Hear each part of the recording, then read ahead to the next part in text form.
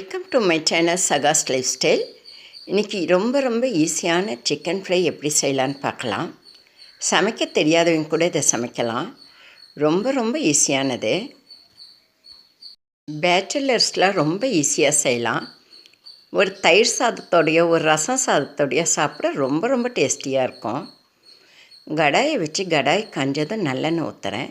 இந்த மாதிரி சிம்பிளான சிக்கன் ஃப்ரை பண்ணுறப்ப நல்லெண்ணெய் யூஸ் பண்ணுறது ரொம்ப டேஸ்டியை கொடுக்கும். எண்ணெய் நல்லா காஞ்சதும் சிக்கனை போடலாம். சிக்கனை போட்டு நல்லா அது சுருண்டு வர வரைக்கும் கிளறலாம். எண்ணெயிலேயே நல்லா கிளறி எடுக்கணும். அது நல்லா சுருண்டு வரும். மூடி போட்டு ஒரு 5 நிமிஷம் வேக விடலாம். இதில் நான் தண்ணி எதுவும் ஊற்றலை, அதே தண்ணி விட்டுருக்கு. நல்லா சுருண்டு வந்துருச்சு. இதுக்கு மசாலாங்க போடலாம். சிம்பிளான மசாலாங்க தான். மிளகாய்த்தூள், மஞ்சத்தூள், கொத்தமல்லித்தூள், உப்பு, சிக்கன் மசாலா, அவ்வளவுதான். இந்த கொத்தமல்லித்தூளில் நான் சீரகம், மிளகெல்லாம் போட்டு அரைச்சி வச்சுருக்கேன். வறுத்து அரைச்சிருக்கேன். அதனால் இது போட்டால் ரொம்ப டேஸ்டியாக இருக்கும். இந்த மசாலாங்க மட்டும்தான் இதுக்கு தேவை. மசாலாங்க எல்லாம் போட்டதும் ஒரு கிளறி விடலாம். அதுலேயே தண்ணி விட்டுருச்சு. ஆனாலும் இன்னும் ஒரு அரை டம்ளர் தண்ணி ஊற்றலாம். நான் கொஞ்சமாக தான் ஊற்றுறேன் தண்ணி.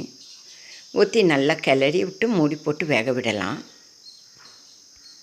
10 நிமிஷத்தில் சூப்பரான டேஸ்டியான சிக்கன் ஃப்ரை ரெடி ஆகிடும். ஆயிடுச்சு. எடுத்து கிளறி விடுவோம். இன்னும் 5 நிமிஷத்தில் நம்ம சிக்கன் ரெடி ஆகிடும்.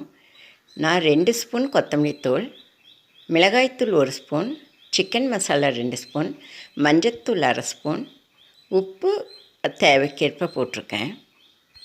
2 நிமிஷம் கிளறி விட்டால் நம்ம சிக்கன் ஃப்ரை ரெடி ஆகிடும்.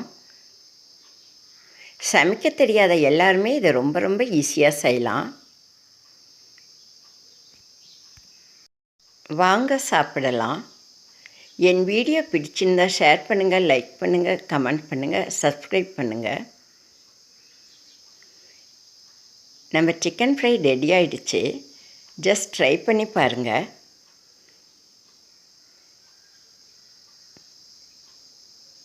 என் வீடியோ பார்த்த உங்களுக்கு என் மனமார்ந்த நன்றிகள்.